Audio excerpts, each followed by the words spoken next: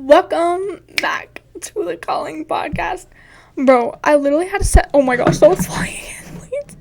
Guys, I promise you, I spent maybe 5 minutes trying to get this thing set up because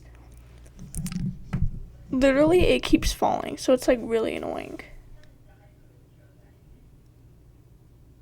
Okay. I think we're good. But I'm very scared to move this.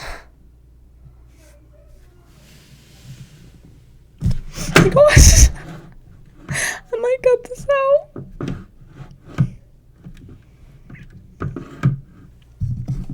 Let's just go ahead and move this out the way. And open this up to whatever.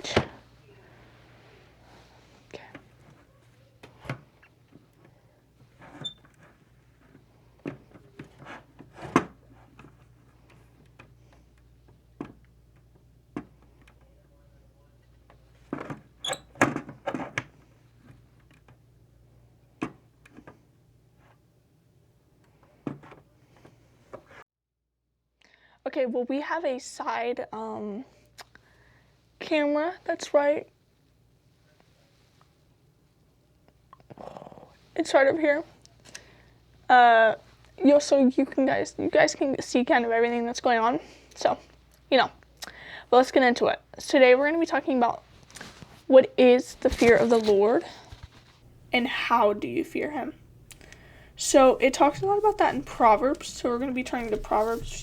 If you have a Bible, you can turn it now, or Bible app, blah blah blah blah blah. Just whatever's there. We're going to be turning that now. It's going to take me a second because I have to find Proverbs. So I'm just going to be here a second. Just hold on a second. Okay. So it says,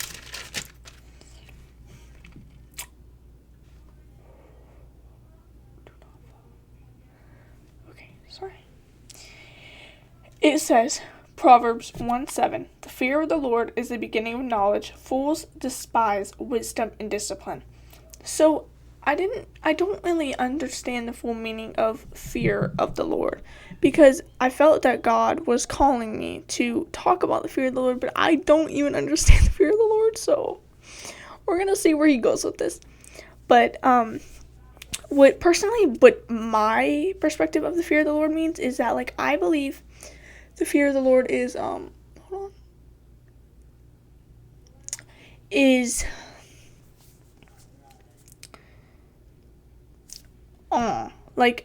reverence. I believe that when you fear the Lord, with me, I fear the Lord because of who he is, because of what he can do. Because, I feel like my dad said, I asked him if he still feared his dad, and he said, yeah, but I think it's just a respect thing. So, sorry, I ran out of storage. But I think when he says fear, him, he also is saying respect him. Love him, stand in awe of him, serve him, give your life to him, devote yourself to him, fear the Lord. Yes, fear him because he is the Almighty. He can do everything. He can do anything. But fear him because you love him too. And then it goes on to say, fools despise wisdom and discipline. So I think what he's saying there is that you see people nowadays, out in the world saying they love him, but they don't live by his commands. They don't live and they don't obey him. They don't walk faithfully with him and through him. So I think they despise that. They despise being wise. They despise being convicted. They despise having holy discipline by God. So when he's talking to us and the faithful servants of the Lord, when he's talking to us, I think he's kind of saying, fear me, respect me, love me, know me, pursue me, and let me teach you. I think that's what he's saying to us. It's fear me.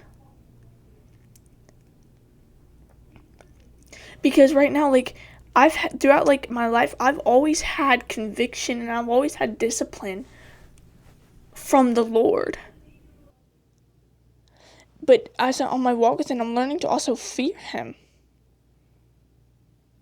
I'm learning to, respect him, to serve him, that he's not just some all-loving God, but he also has a side of him that none of us want to see, that you should fear. In Jeremiah, whenever everybody was, all going against him, and all the, prophets and stuff like that, they were all rebelling against God. They didn't fear him. He always asked them, why don't you fear me? Why don't you respect me? You don't obey me. You don't accept my discipline. You go against me. You turn your back against me. So I think when he's telling us to do that, he's like, don't be like them. Don't be like those hypocrites. Don't be like those fools. Be like me. God wants us to be like him. He wants us to serve him. He wants us to love and respect and fear him. I forgot what book he says this in, but he said, don't fear the one who can kill the body, but rather fear the one who can kill the body and the soul in hell. Putting them in hell. So, when I'm preaching the gospel and stuff like that, I realize that I don't need to be fearing man. What can man do to me? You may be able to, sorry about that. You may be able to kill me, to mock me, to laugh at me, but you can't get to my spirit. You can't get to my heart. Because this belongs to Jesus. So, when he's telling us to fear him, just from my perspective, I think he's also meaning to respect him. Like what I was saying earlier about how my dad is fearing his dad. I think that's how we need to be with Jesus. We need to fear him. Not just because of what he can do, but because respect. He's our dad. He's our father.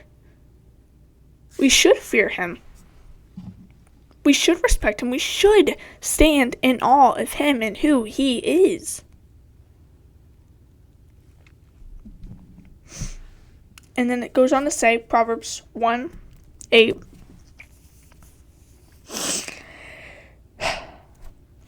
Okay. Listen, my son, to your father's instructions, and don't reject your mother's teachings, for they will be a garland of favor on your head and pendants around your neck. My son, if sinners entice you, don't be persuaded. If they say, come with us, let's set an ambush and kill someone. Let's attack some innocent person just for fun. Let's swallow them alive like Sheol, whole, like those who go down to the pit. We'll find all kinds of valuable property and fill our houses with plunder. Throw in your lot with us, and we'll share the loot. My son, don't travel that road with them, or set foot on their path, because their feet run towards evil and they hurry to shed blood. It is useless to spread a net where any bird can see it. But they set an ambush to kill themselves. They attack their own lives. Such are the paths of all who make profit dishonestly, if it takes the lives of those who receive it. So, right there where it says, it is useless to spread a net where any bird can see it. I think that means, hold on, this is kind of confusing, hold on, because I'm trying to understand it, but I'm not perfect. I don't. Let's send an ambush and kill someone.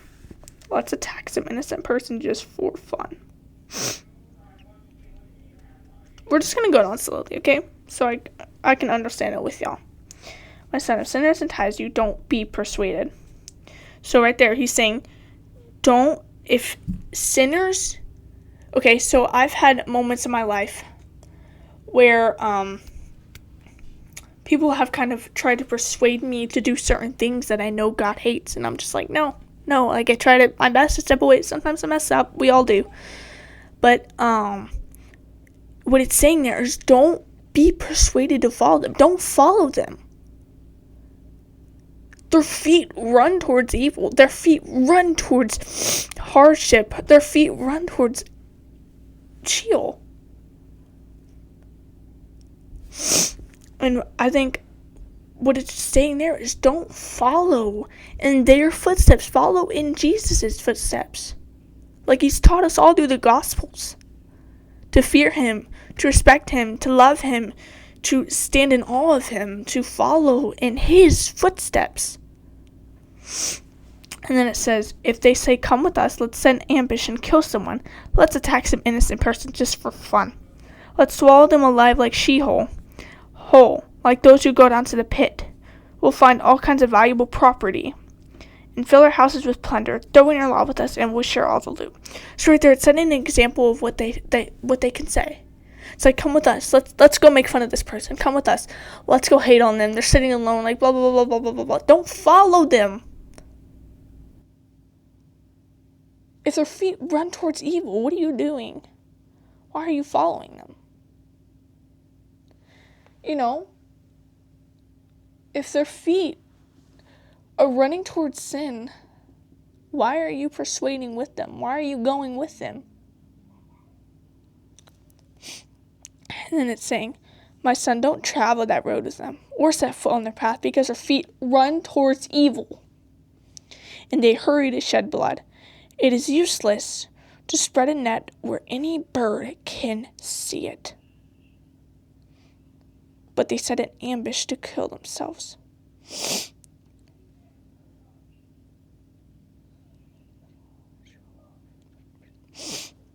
They set an ambush to kill themselves. They attack their own lives. Such are the paths of all who make profit dishonestly. It takes the lives of those who receive it. Okay. So we're just going to talk about that one page just for a second. So, anyway, so right there, it's saying like, when we choose to fear God and we choose to obey him and, to stand righteously with him, we also choose to run away from evil. We also choose to run towards the Lord, away from those who do evil.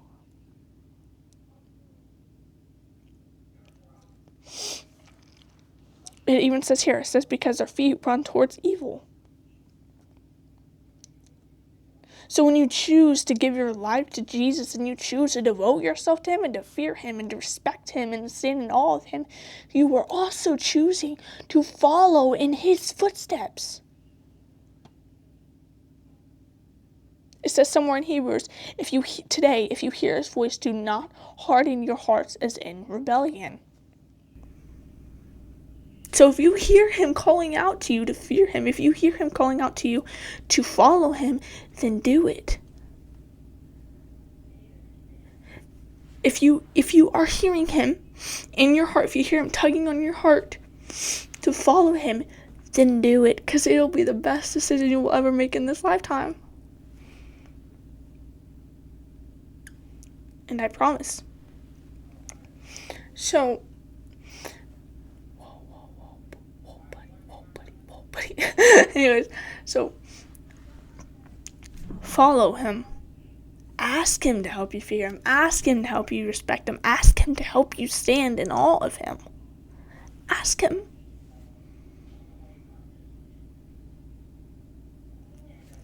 Ask him to guide you. Ask him to lead you. And when you do, he will come through. He will teach you and he will disciple you and he will help you become the best godly woman or man that you can be in this life.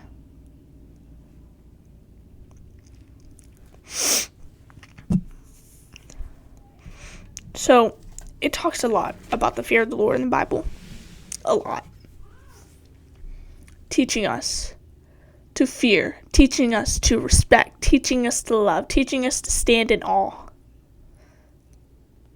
That is what we are called to do, to love him with all of our heart, mind, and soul, to respect him, to stand in awe of him, to devote ourselves to him, to go out and make disciples of all nations. That is what we are here to do, is to give glory to the one who sits on that throne to this day.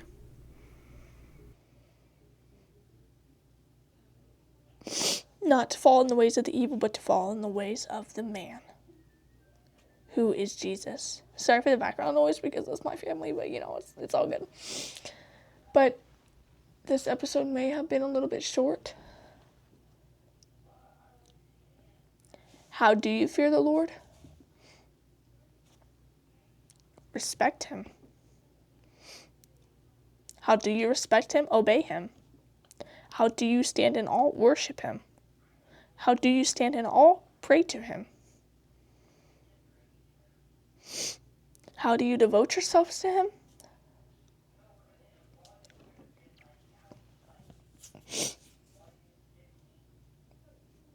You lay everything down at his feet. You say, God, here am I. My heart, my mind, and my soul is crying out to you. You can have it. You can have all of me. That is what